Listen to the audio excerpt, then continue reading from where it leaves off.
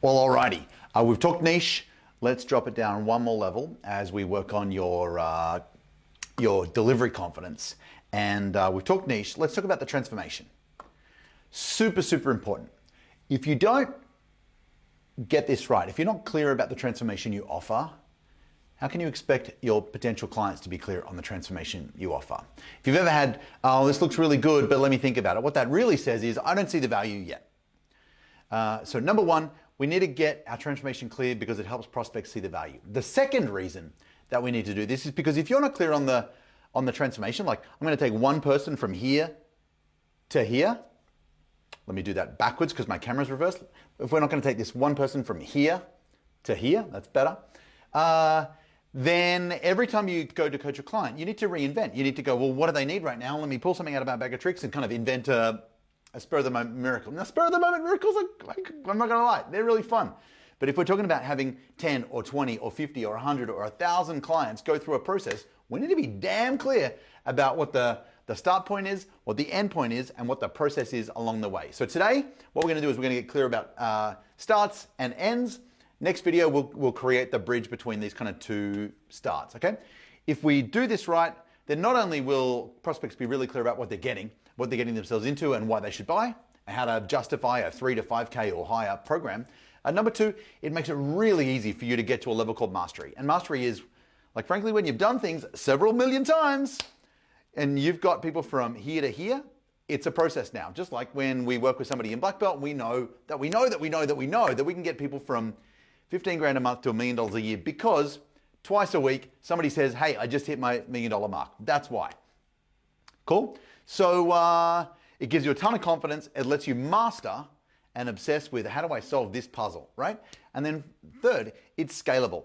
The problem with spur of the moment miracles is they're difficult to scale. And so what we want to do is we want to be really clear about we're going to take people from here to here, and that's how we're going to do it. One of the big mistakes I see coaches make when they package their stuff is they sell hours, or they sell sessions, or they sell a modality instead of selling transformation. So to help you get clear about your transformation, let's go over here to the workbench, make a little bit of magic happen. Okay, so like I said, we're here to sell an outcome, a transformation, a result. And the easiest way to think about this is if you think about your coaching program that someone's about to sign up for, like it's Superman's phone booth. You remember Superman's phone booth? You know, they walk in, Clark Kent walks in, Superman walks out. What happens in the middle? Bam, that's your program. So we need a really clear before state and a really clear after state so that we can design this out together. Does that make sense? So I like to think about it a little bit like this. If your prospects are here on a cliff and there's a chasm, and on the other side, there's another cliff. And what lies down here is kind of death, despair, and destruction, where they don't want to end up, clearly. Nobody wants to end up in death, despair, and destruction, right? So we've got our prospects right here, and our program is designed to take them from this place to the other place. You know, you could think Superman's phone booth. In this new and improved metaphor, we're going to think of this like two cliffs with a chasm in between. And the chasm really has three key pieces. On the left-hand side, we'll call this problem, right? Where they are and don't want to be. And on the other side is promise, where they want to be and aren't currently. Brings up a really important point. People only ever hire coaches in the conflict, in the gap, right? Nobody ever goes, oh, my life's pretty good and I just want to keep it this way. Let me find a coach to maintain status quo. No. It's always either I've got a problem I don't want, there's a problem I have but don't want, or a goal that I want but don't have. That conflict, that I want this but, or I've got this but, the but is where frankly, the transformation happens and where the money is made. So,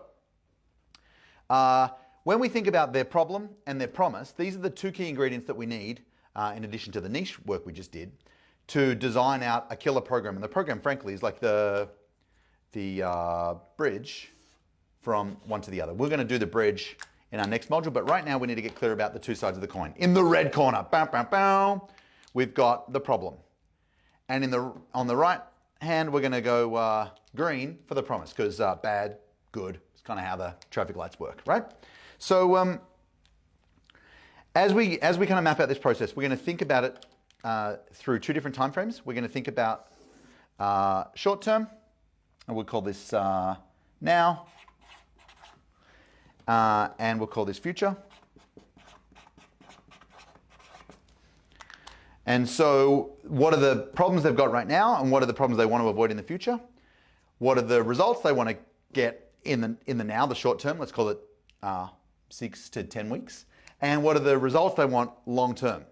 Okay, so that gives us a couple of places. And what we're going to do together is we're going to brainstorm a list in just a minute. I need you to get clear about this process. You picking this up? You good? I hope you're good. If we've got things we want to move away from, problems we want to move away from right now, in my world, we call them frustrations.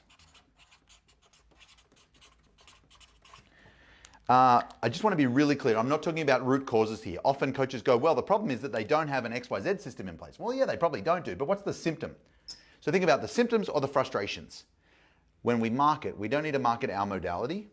We want to market symptoms or frustrations, okay? So if it's a problem I want to move away from right now, that's a frustration. If it's something that's going to happen more long term, like if this is 6 to 10 weeks, frustrations, right? What about longer term than that? Well, if these frustrations continue to happen and don't get fixed, then we get fears. These are the bad thing I want to make sure doesn't happen. So in the health world, maybe a frustration is, yeah, my energy's low, or I'm tired all the time, or I've got these headaches, or some back pain, or whatever. What's the long-term fear? Man, imagine losing it all. You know, having to be hospitalized, unable to walk, blah, blah, blah, blah, blah, right? Or getting morbidly obese, or whatever, right? So you get the difference. Frustration is a now, fear is a long-term. On the flip side, we've got some promises. Now, here's the thing. We're going to be marketing together a 6 to 10 week transformation, okay? From here to here in 6 to 10 short weeks. So it's important to know what the aspiration is, but really we're selling short-term wants, okay? So let me be clear. Here we've got wants. These are the things they want to have happen in the next 6 to 10 weeks.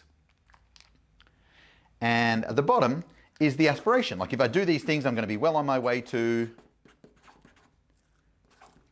abs, or $1 million, or retirement, or an incredible relationship, or happily ever after, or whatever. So let me be super clear. We overtly say these, we sell against these and towards these. Yeah?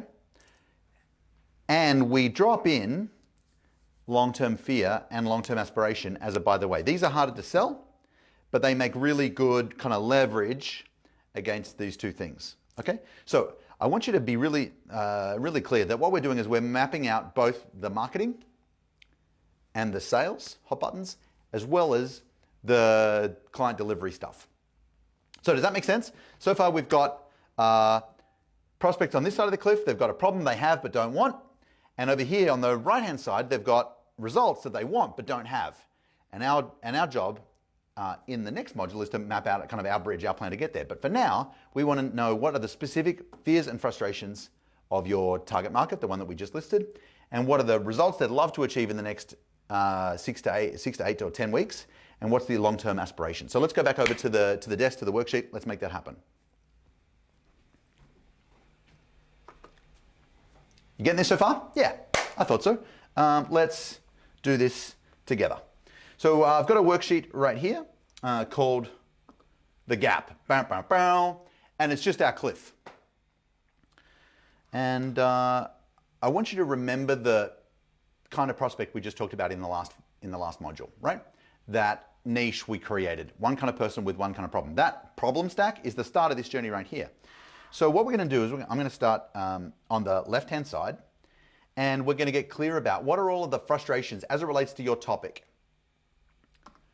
Super clear. You know, my president didn't get voted in, or there's this coronavirus. Yeah, whatever. That's macro stuff. What's going on right now in their world that you can actually help with? So, a list of all of the frustrations down this left-hand side. So, for example, I'll do a quick demo right now, and I'm just going to make these up as I go for people in this current client's program. Okay? So, what are some of the frustrations? Well, let me shrink. There we are. One of them is I'm really confused with all the options. One is really simple. I don't have enough clients. I'm working hard and not making progress. Oops. My marketing isn't working. So just put yourself in the shoes of one of your perfect future clients. In fact, if you've got a client that you've worked with, keep them in mind. And maybe you're thinking about Bill or Susanna. And if you don't have a client in this space, maybe you find somebody and you actually do a little bit of research. If not, you pull the ideas out of your head and try to be as tactical and practical as you possibly can. Okay? So, confused with all the options, don't have enough clients, my list is small, not making much money, I got bills to pay, a spouse who's on my back, and maybe friends who laugh. I'm kind of dropping the heavies here, you get the idea. So there's some of the frustrations. Maybe I'd say my lead flow is like a trickle, not like a flood. Okay, so what are the fears for this person? Well, long term, the big fear is go back, and get a job. Admit defeat. Fail again. Cool? So what I've done is I've just made a list of the frustrations and potential fears for somebody in this client's program. Now, I did that pretty quick in a minute or two. If I can do it, you can do it. So I want you to pause this video right now and just let's get this left-hand side out. We're going to do a brain dump, more the better. I just did a relatively short list in a minute or two. Take as long as you need. Pause this video. I want you to make a list of all of the frustrations that your perfect future client is facing right now as it relates to your topic. Right, so if you're a marketing coach, it's going to be marketing and sales business related. If you're a relationship coach, well, it's going to be relationship frustrations. Okay? If you're a health coach, it's going to be health frustrations. So pause this video right now, take 2 minutes, make your lists of frustrations, and then go, if all of that stuff comes true, if nothing changes and things stay the same, what's the long-term fear? What are they worried about will happen in a year or 2 or 3 or more? Okay, so pause it right now, make a list, and I'll come back and we'll do the other side in just a sec. While you do that, let me have a quick sip here of my coffee.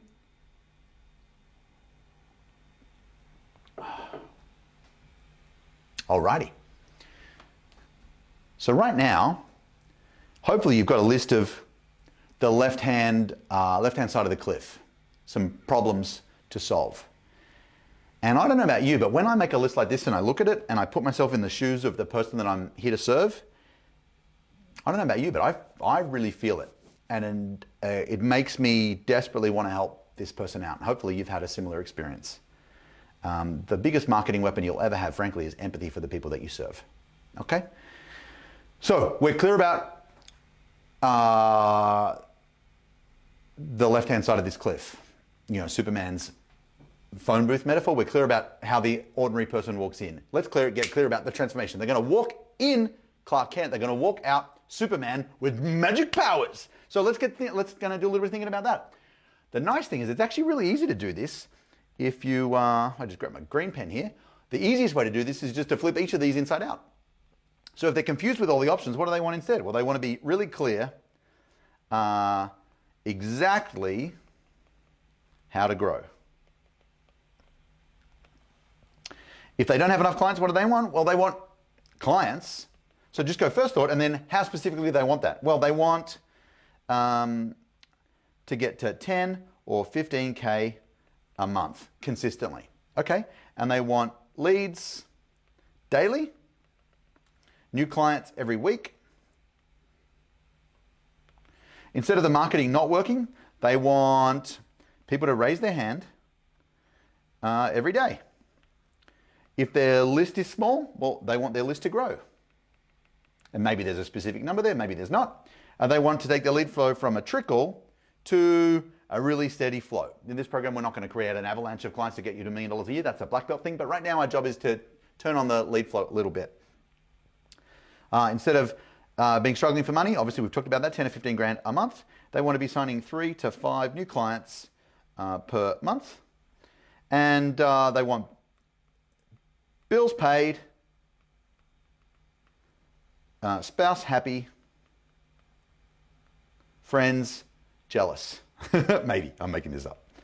Cool. Okay, so I've just gone, what's happening on the left? What's the, what do they want instead? And then how do they want it? What do they want? How do they want it? And so then let's think about the fears here. If the fear was I have to go back and get a job, the aspiration is I'm full-time, no money worries, I've got a bunch of confidence and momentum. I don't have to admit defeat. I'm on my way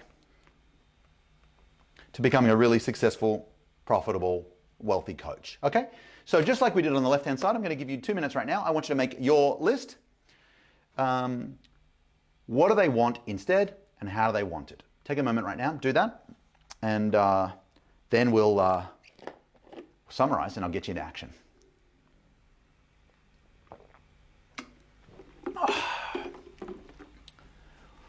Yes, my drink bottle is enormous. Yes, it's full of green stuff. It's a conversation for another topic.